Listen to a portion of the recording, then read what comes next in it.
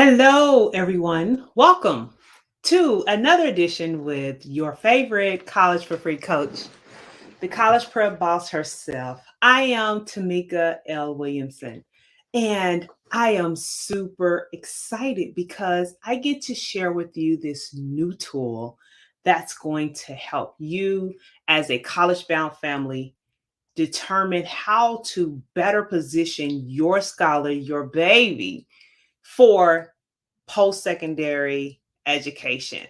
Now, with us, when we talk about post secondary education, we look at it from the lens of doing it without student loan debt.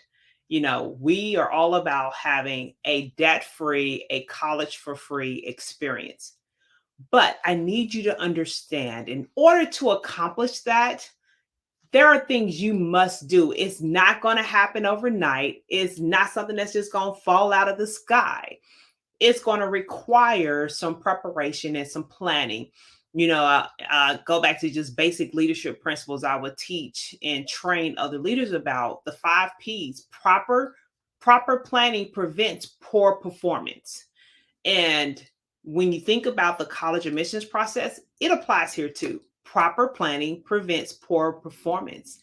So let's talk about this.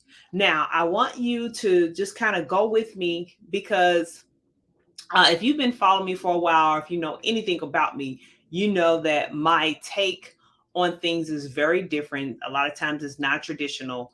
And that's probably one of the sweet spots and the secret sauce um, I have that really helps our clients who come through our program, which is why they've been able to garner well over $75 million in scholarships. So I don't think like everybody else, and I'm totally happy about that. I was definitely uniquely made, but that's okay. So I want you to go with me and think about this from the standpoint of credit. If your child was a credit score, how would they rank? Think about this. If your child was a credit score, how would they rank?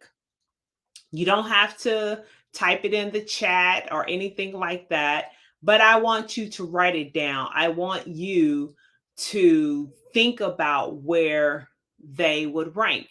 Now, you're probably thinking, well, what am I basing this off of? I'm glad you're thinking with me.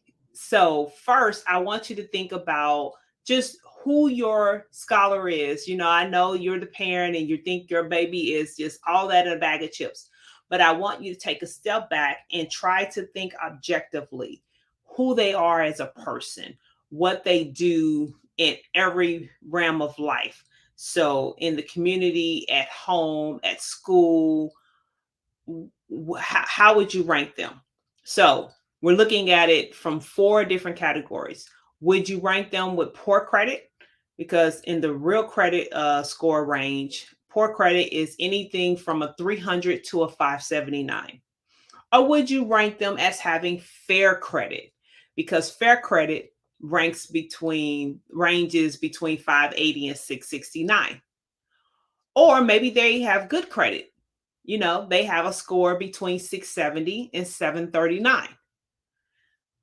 Or hey, they just knocking the ball out the park and they just doing the thing. They have very good or exceptional credit.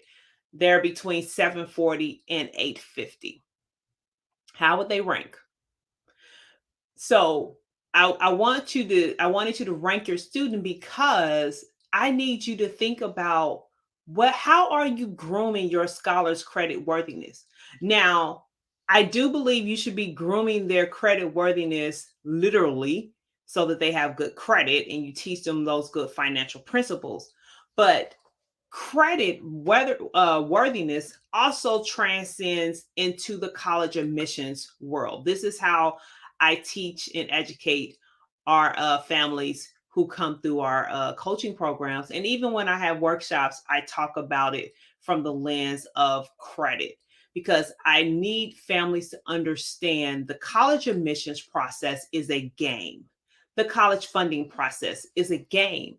and you have to know how to play the game. Just like credit and getting great credit, for me to be at a very good credit ranking, I had to learn how to engage and play the game, and I'm working to get to exceptional, and I'm almost there. Same thing applies here. You have to know how to play the game. So, in order to know how to play the game, you got to understand how to map out a strategy to get them to that next level. But you got to know where they currently reside in order to know what to work towards. So, having that high school baby in your household, that college bound student, there is one thing I need you to understand: time is of the essence, and time is moving fast. It's not waiting on anyone. So 4 years may sound like a long time. It really isn't. Because when you talk about the planning process and navigating the game, you must start that process sooner. Families ask me all the time, when should we start getting our student, our baby, our scholar ready for college?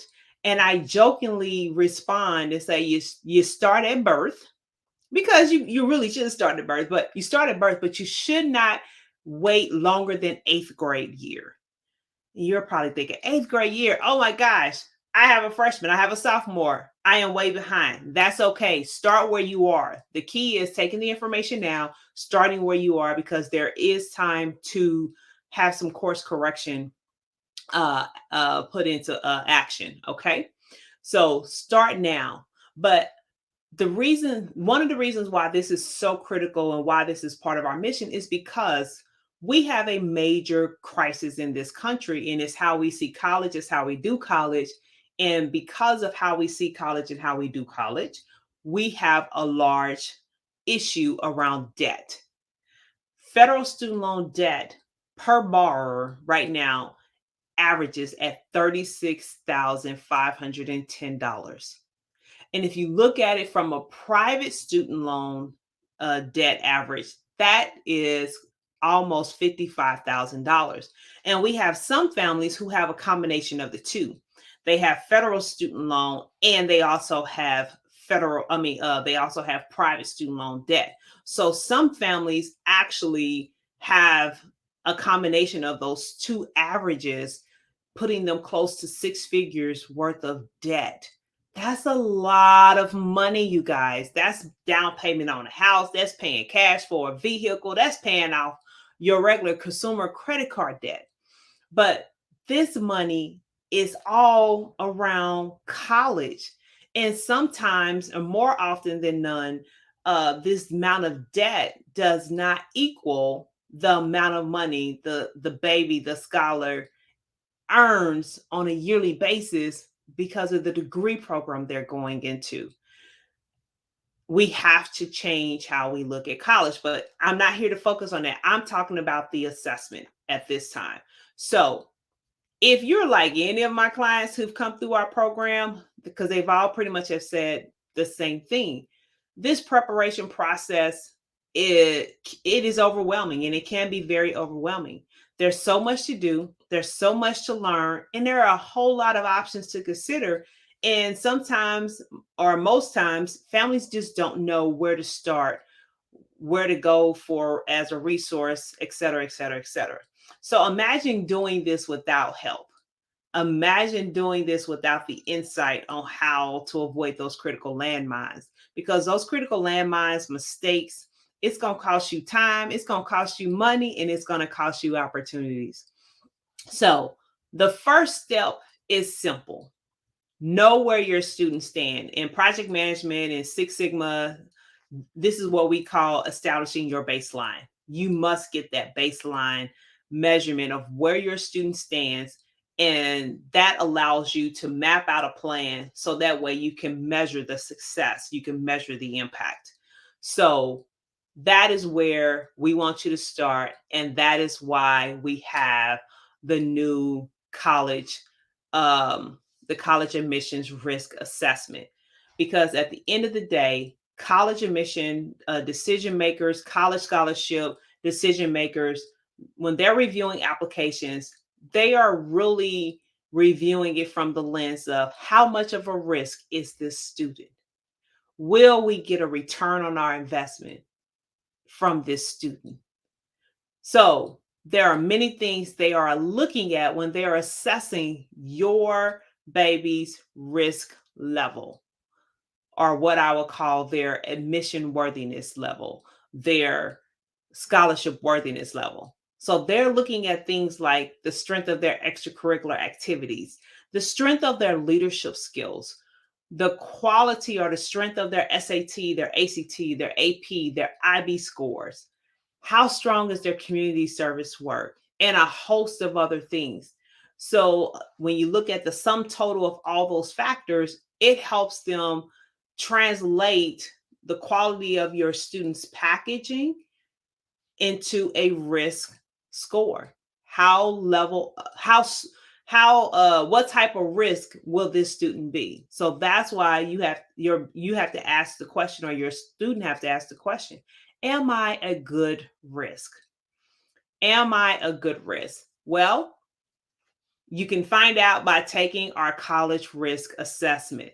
So all you have to do is click on, go to the website that's scrolling below. Am I a good risk? It's going to take you a few minutes to go through the questions.